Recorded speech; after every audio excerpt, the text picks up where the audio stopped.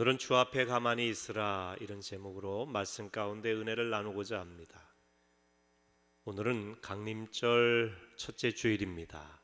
강림절은 대림절 혹은 대강절이라고도 하는데 예수님의 오심을 기대하는 절기입니다.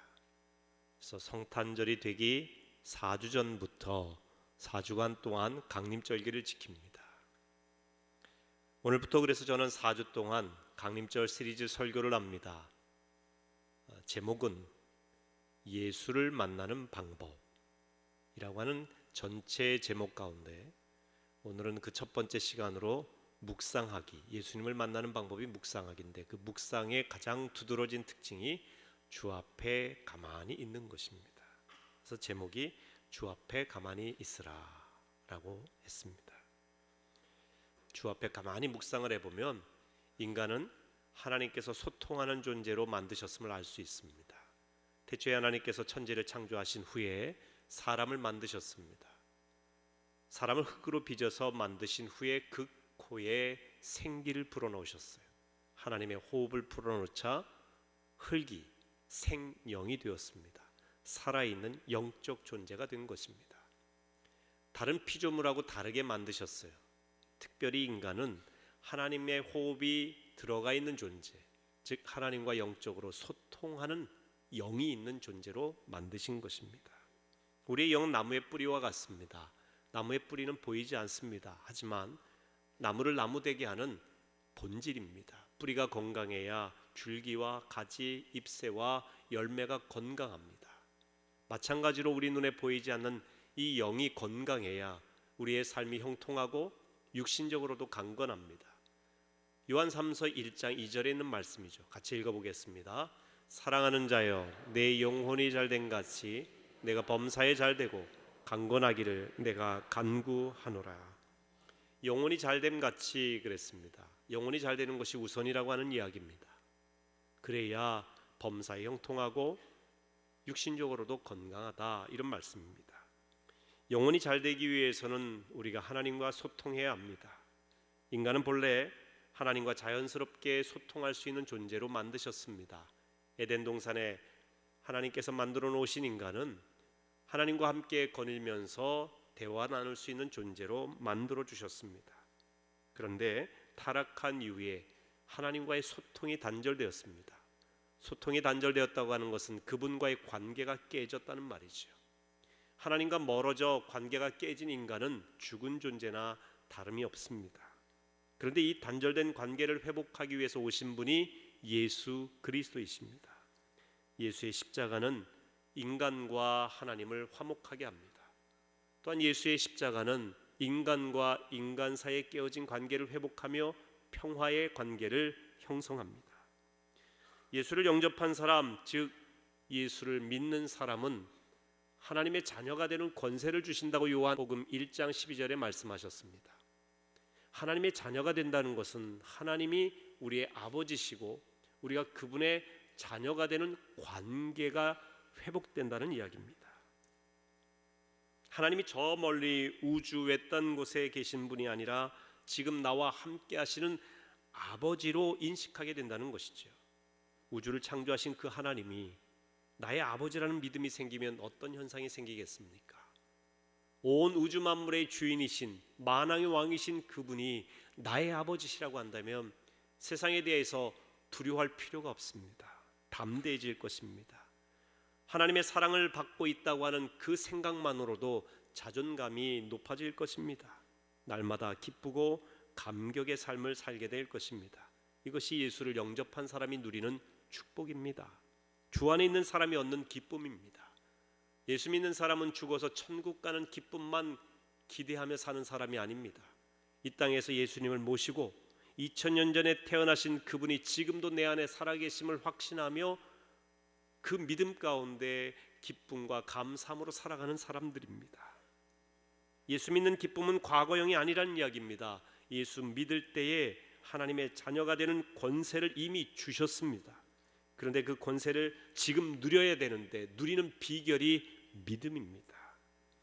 믿음은 과거에 이미 이루신 축복을 현재화하는 능력입니다. 예수의 성탄도 마찬가지입니다. 육신적으로 예수는 2000년 전에 이미 오셨습니다. 우리를 위해 십자가를 지셨고 죄를 용서해 주셨습니다. 십자가에 달려 돌아가신 지 사흘 만에 부활하셨고 우리의 부활에 산 소망이 이미 되셨습니다. 예수님은 이미 죄를 사하셨고 이미 부활의 소망이 되셨습니다. 주님의 축복은 미래에 주어지는 것이 아니라 이미 이루어 놓으셨습니다. 그것을 현재 맛보기 위해서 믿음이 필요하다는 이야기입니다. 이 강림절기는 믿음의 절기입니다.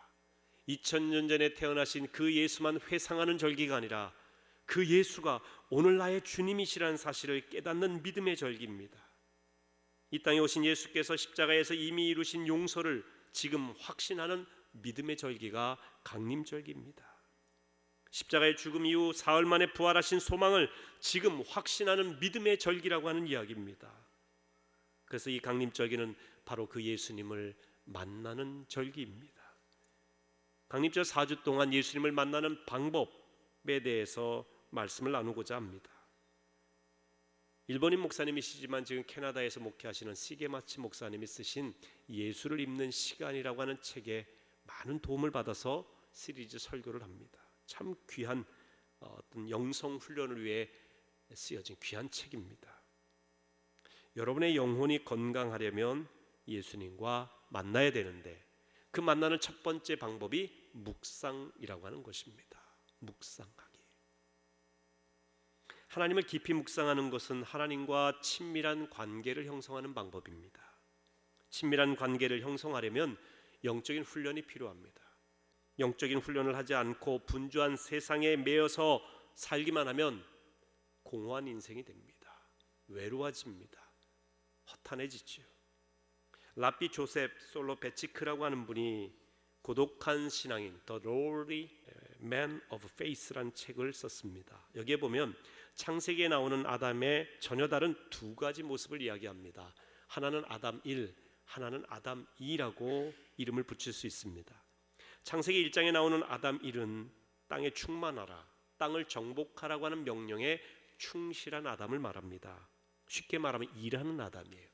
성공하려고 하는 아담입니다. 뭔가 자꾸 만들려고 하는 아담, 적극적인 아담이죠. 근데 창세기 2장과 3장으로 가면 이 아담의 분위기가 달라집니다. 아담 2는 하나님과 교제하는 아담입니다. 동산을 섬기라고 하는 명령을 받고 동산 안에 있는 동물들에게 이름을 지어주는 아담이죠. 관계를 중시하는 아담을 말합니다. 하와가 등장했을 때 이 아담 2는 얼마나 기뻐했는지 몰라요. 내 뼈 중에 뼈요 살 중에 살이라 이렇게 고백을 했습니다. 사람은 누구나 이 아담의 두 가지 측면을 다 갖고 있어요. 우리의 일부는 성공을 추구하는 아담 1의 모습이고요, 또 다른 측면에서는 관계를 중시하는 아담 2의 모습입니다. 이것을 영적인 아담이라고 부릅니다. 그러니까 아담 1은 노력하는 아담이고요, 관계를 중시하는 아담을 영적인 아담 이렇게 부를 수가 있겠습니다. 이 두 가지 욕구가 균형을 이룰 때 건강합니다. 그런데 오늘날 우리 사회는 어떻습니까? 노력하는 아담이 영적인 아담을 압도하고 있습니다. 노력해라, 성공해라, 만들어내라, 이겨라, 승리해라. 그리고 승리하고 성공한 사람들을 박수해주는 세상이 되었습니다. 그런데 성공하고자 하는 이런 아담, 노력하는 아담을 중시하는 사회다 보니까 우리 아이들이 행복하지가 않습니다. 늘 경쟁해서 이겨야 되거든요. 노력하지 않으면 안 되거든요. 애들이 놀면은, 여러분 우리나라가 이 놀이가 참 중요한데 사람들은 너 왜 맨날 공부를 안 하고 노냐? 노는 걸 굉장히 부정적으로 얘기하죠. 때로는 이런 표현을 쓰지 않습니까? 아이고 놀고 있네. 노는 게 얼마나 중요한데요. 관계 형성하는 거예요. 관계 형성. 그러니까 우리 아이들이 놀고 있으면 어머 우리 아이가 아담이 관계를 형성하는 아담이네 이렇게 얘기하시기 바랍니다. 속에서 부하가 치밀어도 그렇게 얘기를 하세요. 이 두 가지가 균형을 이루어야 된다는 거죠. 아마 아담 이쪽이 너무 강한 아이도 있겠죠. 근데 대부분이 그렇다는 것입니다. 여러분 아담 1의 대표적인 사람이 누군지 아십니까? 요 근래 스티브 잡스입니다. 스티브 잡스의 생애를 다룬 이 영화에 보면 스티브 잡스는 전형적인 아담 1인데요. 이 잡스의 전기 작가인 월터 아이작스는 잡스가 발명하고 성공하는 일에 몰두하다가 결혼 기념일도 잊어버리고 아이들의 생일도 잊어버리고 가족 관계가 그렇게 원만하지 않았다라고 말합니다. 그는 애플이 주식시장에 상장하는 과정에서 가장 가까운 창립 멤버들에게도 회사의 지분을 나눠주지 않았답니다. 왠지 아십니까? 그는 승자 독식의 안경을 끼고 세상을 봤기 때문이라고 평가를 합니다. 잡스 영화에서 애플사의 공동 창립자인 스티브 위즈니악은 그에게 이렇게 말합니다. 여보게 친구, 너보다 내 제품이 훨씬 더 나아. 이어서 이렇게 얘기합니다. 이건 이분법적인 것이 아니야. 얼마든지 인품과 재능이 동시에 뛰어날 수도 있다고. 여러분, 그렇습니다. 이것이 우리가 추구해야 될 부분이에요. 노력하는 아담과 영적인 아담이 서로 배타적이지 않은 균형을 이룬 모습을 추구해야 됩니다. 재능과 인품은 상호 보완적입니다. 둘이 균형을 이루어야 돼요. 그런데 대부분의 사람들이 노력하는 아담을 우선시하는 경향이 있는데 이유가 뭔지 아십니까? 노력해서 성공하고 노력해서 올라가야 행복하다고 생각을 합니다. 뭔가 이루어야 행복하다고 생각하는 것이죠. 그런데요, 심리학자들은 우리의 뇌가 오판하는 경향이 있다는 것입니다. 무슨 이야기냐면요, 뭔가를 이루면 행복할 것이다, 뭐뭐만 하면 행복할 것이다 라고 생각하는데 이게 오판이라는 거예요. 예를 들면 좋은 성적을 거두면 행복할 것이다, 좋은 학교에 진학하면 행복할 것이다, 좋은 직장을 얻으면 행복할 것이다, 좋은 집을 얻으면 행복할 것이다, 이렇게 생각한다는 것이죠. 근데 사람은요, 좋은 것을 얻게 되면 소위 골포스트, 목표점을 옮긴답니다. 더 좋은 집, 더 좋은 직장, 더 좋은 학교. 행복은 여러분 강도가 아니라 빈도랍니다. 강도, 행복이 엄청나게 크게 오는 것, 그것보다 중요한 것은 자주 매일 행복해야 하는 것이지요. 올림픽에서 금메달 따면 그 금메달의 기쁨이 아주 오래 갈 경우 3개월이라고 하지 않습니까? 그러니까 3개월이면 동메달, 은메달 딴 선수나 따지 않은 선수 별 차이가 없어요. 그 기쁨의 강도에 있어서는 말이죠. 그래서 매일 기뻐해야 돼요. 그래서 성경은 말하지 않습니까? 항상 기뻐하라, 쉬지 말고 기도하라, 범사에 감사하라. 매일매일의 일상의 삶이 중요한 것이죠. 행복이 그렇습니다. 노력하는 아담은 목표점을 이룰 때마다 잠시의 행복감에 젖지만 오래 간직하지 못합니다. 여러분, 진짜 행복하려면 관계가 행복해야 돼요. 나만의 성공을 위해 사는 인생이 아니라 함께 잘 사는 세상을 만들어갈 때 진짜 행복하다는 것입니다. 일하는 시간을 줄이고 관계 형성의 시간을 늘려야 됩니다. 제가 목회를 하면서 깨달은 가장 중요한 원리 중에 하나가 교회도 그렇다는 거예요. 교회도 홀로 크는 거목이 되면 그 교회, 그 교인이 행복하지 않습니다. 하나님의 원리가 그래요. 어려운 교회, 약한 교회 더불어 커야 됩니다. 교단을 초월해서 건강한 한국 교회들이, 예수 그리스도를 구주로 고백하는 교회들이 함께 성장해 가야 됩니다. 더불어 하나님 나라를 확장해 갈 때 교회는 행복해집니다. 세상에 하나님의 사랑을, 행복한 사랑을 전할 수가 있는 것입니다. 우리나라의 선교만을 위해서 우리나라만 부흥하는 것이 중요한 것이 아니라 세계를 바라보면서 세계 열방이 함께 하나님 나라가 확장되어 가는 것이 중요합니다. 그래서 선교하는 것이죠. 여러분, 우리가 선교하고 세계를 위해서 일하는 거 보이지 않습니다.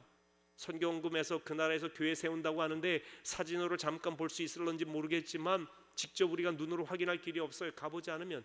가서 보더라도 한 번 보는 것이죠. 매일 그걸 누리는 게 아닙니다. 우리가 누리는 것도 아니지요. 우리가 늘 보는 것도 아닙니다. 우리 교회가 크는 것도 아니에요. 나와 직접적인 관련이 있는 곳이 크는 것도 아닙니다. 그런데 우리는 선교합니다. 왜 그럴까요? 하나님의 원리는 그런 이웃과 함께, 전 세계와 함께 성장하고 함께 누리고 더불어 관계를 맺는 것을 귀하게 여기십니다. 그래서 여러분도 모르는 사이에 여러분이 이웃에게 봉사하고 섬기고 관계를 맺을 때 여러분 내면에는 깊은 은혜가 임하게 되는 것입니다. 그러기 위해서 우리가 주님과의 관계도 이 친밀한 관계 형성이 중요합니다. 주님과 친밀해지는 방법이 무엇이냐? 묵상입니다. 시편 46편 10절 오늘 본문 말씀 같이 읽겠습니다. 이르시기를 너희는 가만히 있어 내가 하나님 됨을 알지어다. 내가 문나라 중에서 높임을 받으리라. 내가 세계 중에서 높임을 받으리라 하시도다. 묵상의 핵심은 하나님 앞에 가만히 있는 것입니다. 그분 앞에 가만히 있는 거예요. 너무 분주하지 마시라는 얘기죠. 가만히 있는다고 하는 것은 말 그대로 몸을 움직이지 않고 가만히 있는 것, 그것도 의미할 수 있을 겁니다. 사람마다 가만히 있는 게 다를 수 있지요. 조용한 장소에서 조용히 가만히 있으면서 그분을 생각하고 그분의 말씀을 생각하는 이 묵상의 시간을 가질 수 있습니다. 하지만 어떤 분은 설거지를 하면서도 주님과 교제할 수 있어요. 가만히 그분께 집중할 수 있습니다. 길을 걸으면서도 가만히 하나님을 생각할 수 있습니다. 산책을 하면서 자연을 보면서 그 가운데서 하나님께 집중할 수 있는 가만히 있는 묵상의 삶을 살 수 있습니다. 우리 기독교 역사상 가장 위대한 교부로 불리우는 어거스틴은 이렇게 얘기했습니다. 솔비투르 암블란도, 솔비투르 암블란도, 걸으면서 해결한다. 이 어거스틴은 산책을 많이 했습니다. 여러 가지 교회에 대한 고민도 있었겠고 또 말씀에 대한 묵상도 했었겠고 걸으면서 하나님께 집중하는 거예요. 걷다 보니 깨달음이 와요. 걸으면서 주님께 가만히 집중하니 주님이 주신 지혜가 그 속에 오는 겁니다. 해결하는 거예요. 걷는 것 자체가 또 때로는 해결이 되기도 합니다. 요즘은 스페인의 산티아고 가는 길 많이들 동참합니다. 핵심은 그저 주님과 걸으면서 동행하는 것이죠. 걷기만 하는 게 아니라 우리 그리스도인들은 주님과 동행하는 걸음을 통해서 해결하는 것입니다. 솔비투르 암블란도, 걸으면서 해결하는 것입니다. 가만히 있다는 것은 기다린다는 것입니다. 집중한다는 것입니다. 상황에 집중하지 않고 주님께 집중한다는 의미입니다. 상황에 흔들리지 않고 주님의 음성을 기다리는 것이 기도입니다. 시편 46편은 고라 자손이 지은 찬양시인데 전쟁으로 인한 환난 속에서 지은 시입니다. 전쟁 속에서 말이죠. 학자들은 시편 46편이 히스기야 왕 시대의 아수르 왕 산헤립의 침공과 관련이 있는 것으로 봅니다. 당시 남유다의 온 성읍이 함락되었습니다. 이제 수도 예루살렘마저 함락될 위기에 놓여 있을 때 그 배경으로 쓴 시가 시편 46편이에요. 근데 이 시편 46편 전쟁의 위기 속에서 지은 이 시를 배경으로 마틴 루터는 내 주는 강한 성이요라고 하는 유명한 찬송을 지었습니다. 전쟁의 상황 속에서도 주님께 집중하라고 오늘 성경은 말씀하고 있습니다. 시편 기자는 이 위기 속에서 하나님의 음성을 전달하고 있습니다. 너희는 가만히 있어 내가 하나님 됨을 알지어다. 가만히 있으라. 하나님 됨을 알라. 가만히 있어서 우리가 그냥 움직이지 않는 것만을 의미하는 것이 아니라 그분이 누군지를 묵상하라고 하는 겁니다. 전쟁보다 분주하고 위험한 상황은 없을 것입니다. 뭔가 해야 될 상황입니다. 그런데 가만히 있으라고 합니다. 기다리라고 말씀합니다. 이게 어떻게 가능할까요? 하나님이 누구신지를 알면 됩니다. 본문은 하나님에 대해 이렇게 노래하죠. 오늘 1절에서 3절 말씀 같이 읽습니다. 하나님은 우리의 피난처시요 힘이시니 환난 중에 만날 큰 도움이시라. 그러므로 땅이 변하든지 산이 흔들려 바다 가운데에 빠지든지 바닷물이 솟아나고 뛰놀든지 그것이 넘침으로 산이 흔들릴지라도 우리는 두려워하지 아니하리로다. 하나님이 피난처이시고 힘이시고 도움이 되신다고 고백을 하고 있습니다. 하나님이 나의 피난처와 힘과 도움이시니 어떤 환난이 나를 두렵게 하지 못한다는 것입니다. 산이 흔들리고 바닷물이 흉용하여 나를 뒤덮을 그런 상황이 된다 할지라도 나는 두려워하지 않겠다는 것입니다. 상황에 흔들리지 않겠다는 것입니다. 전쟁의 상황이라 할지라도 나는 흔들리지 않겠다고 하는 고백입니다. 그리고 오직 주님만 바라보겠다는 것입니다. 이것이 묵상입니다. 독일의 보네프 목사님께 어느 날 누군가 묵상이 무엇입니까? 질문을 했어요. 이 보네포 목사님은 독일의 나치 치하에서 진정한 교회를 외치다가 나치에 의해서 죽임을 당한 분입니다. 참 훌륭한 분이에요. 나치의 그 강력한 총칼 앞에서도 하나님을 향한 그 신앙과 깊은 묵상을 잃어버리지 않으셨던 분입니다. 그분은 이렇게 대답했습니다. 마리아가 한 것처럼 성경의 말씀을 그대로 받아들이고 그 말씀을 마음에 두고 생각하라. 이것이 전부다. 이것이 묵상이다. 우리는 광야의 이스라엘 자녀들이 언약궤 위에 있는 구름이 올라가기를 기다려 그 후에 따라갔던 것처럼 우리도 성령께서 우리를 인도하시기를 기다려야 한다. 묵상은 하나님의 말씀을 묵상하는 것입니다. 말씀을 통해 주님께 집중하는 것입니다. 그러기 위해 가만히 기다리는 것입니다. 가만히 기다리는 거예요. 보네포는 묵상의 유익에 대해 이렇게 말합니다. 날마다 내게 적용되는 하나님의 말씀을 고요히 묵상하는 시간은 내 삶의 질서가 분명해지는 순간이다. 묵상은 평안과 인내와 기쁨의 원천이다. 여러분이 기억해야 될 것은 우리는 모두 묵상자로 태어났다는 사실입니다. 묵상은 대단한 영성가의 전유물이 아닙니다. 목회자나 기도 많이 하시는 분들만 하는 것이 아닙니다. 묵상은 명상과 다릅니다. 묵상은 성경 말씀을 묵상하는 것입니다. 성경이 보여주는 하나님, 우리 예수님을 묵상하는 것입니다. 성경을 통해 들려주시는 하나님의 음성을 듣는 것이지요. 문자화된 활자화된 그 말씀을 읽는 것에 그치지 않고 묵상하면 그것이 우리 가운데 점점 젖어오게 되는 것입니다. 젖어오게 되는 거예요. 여러분, 묵상이라고 하는 말을 메디테이션이라고 합니다. 이것을 라틴어로 메디타치오라고 하는데 이 말은 영어의 약을 의미하는 메디신이라고 하는 약을 의미하는 말과 어원이 같습니다. 이 묵상이라고 하는 것은 약이 우리에게 점점 약 기운이 우리 가운데 영향력을 주듯이 묵상하고 묵상하면 조금씩 하나님의 말씀의 이 영적인 기운이 우리 안에 스며들게 됩니다. 흡수하게 되는 것이죠. 하나하나 젖어들게 되는 겁니다.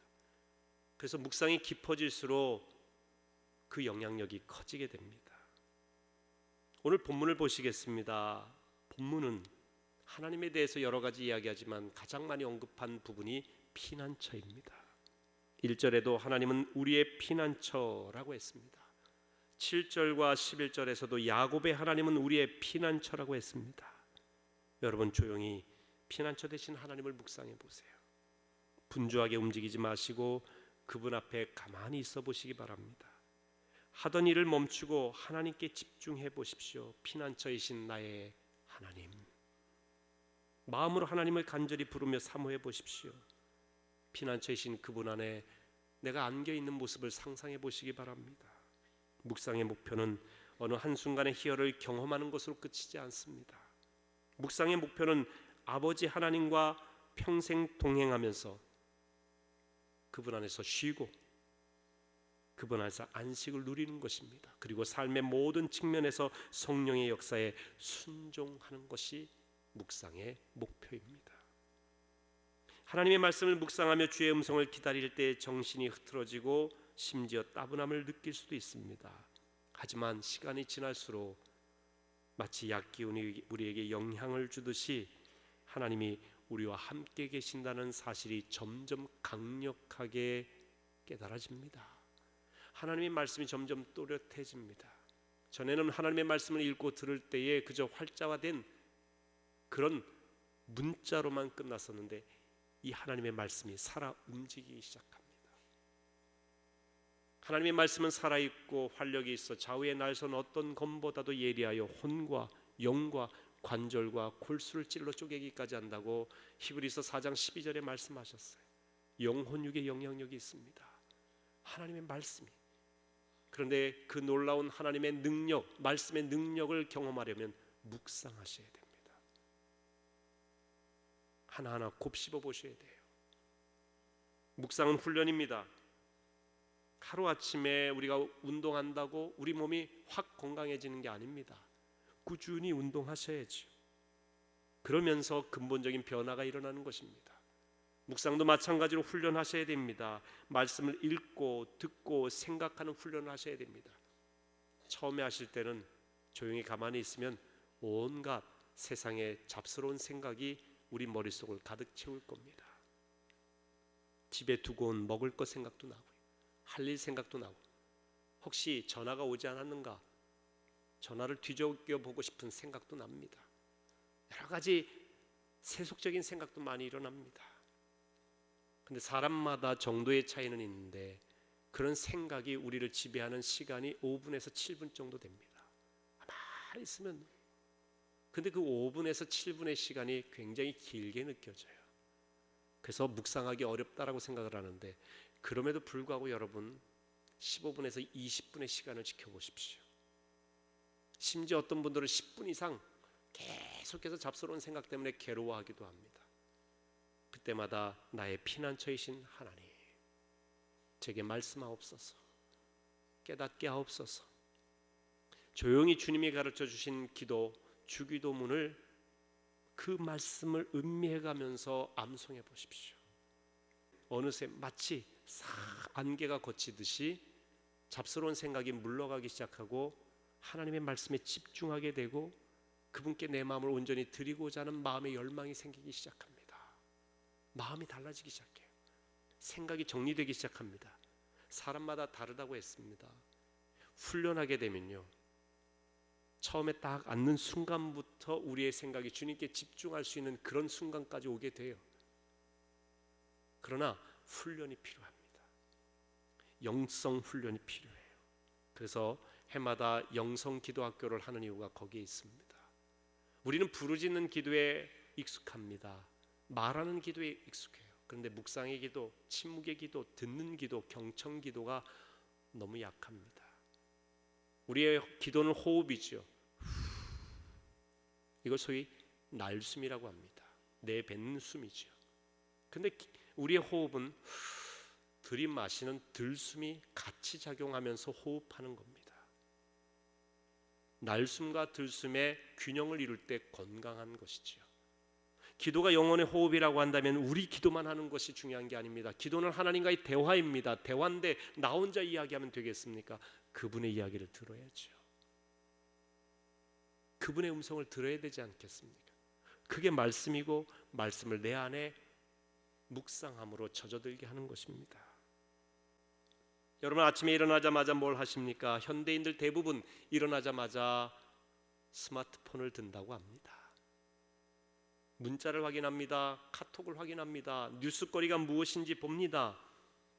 그러나 여러분, 만약에 스마트폰을 드시더라도 제일 먼저 다른 무엇보다 하나님의 말씀을 확인하세요.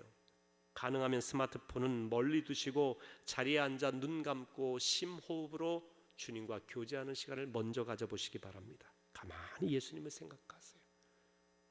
요 근래 여러분에게 주신 하나님의 말씀을 떠올리시던가, 아니면 그날 매일의 양식의 말씀을 여러분이 읽으시면서 그 중에 기도의 언어, 그 중에 있는 하나님의 말씀을 품으시기 바랍니다. 시편 46편에서 하나님은 피난처이신 하나님이십니다. 피난처이신 하나님, 제가 주님 앞에 가만히 앉아 있습니다. 말씀하옵소서. 여러분, 기다리세요. 너무 조급하게 생각하지 마세요. 금방 하나님의 말씀이 떠오르거나 깨달아지지 않을 때도 있습니다. 그러면 그만 간직하고 또 하세요. 스탠퍼드 대학교의 심리학자인 켈리 맥고니글 교수는 3주간 하루에 15분씩 묵상해도 집중력과 자기 통제력이 강해진다고 합니다. 3개월간 하루에 15분 묵상한 뒤에 뇌의 MRI를 찍어보니 집중력과 통제력을 관장하는 뇌의 신경망이 실제로 자라났다고 합니다. 건강해졌다는 거예요. 반면에 걱정과 우울증을 일으키는 머릿속의 회백질은 줄어든 것으로 확인할 수 있다고 합니다. 실질적으로 의학적으로도 묵상이 얼마나 우리의 몸과 뇌를 건강하게 하는지를 보여주는 실내입니다. 묵상이 영혼은 물론이고 몸의 건강에도 유익하다는 결론이죠. 하루를 주님과 묵상하며 시작하시기를 바랍니다. 하루의 끝맺음도 주님과 함께 하십시오. 주님께 집중하는 묵상은 여러분의 영혼육을 건강하게 할 겁니다. 오늘부터 아침에 일어나시면 15분 정도 묵상하십시오. 많은 잡스러운 생각, 번잡한 생각이 일어날 수도 있지만 그 안개가 걷힌 뒤에는 주님과의 깊은 교제가 일어나고 여러분 심령에 평강이 임할 것입니다.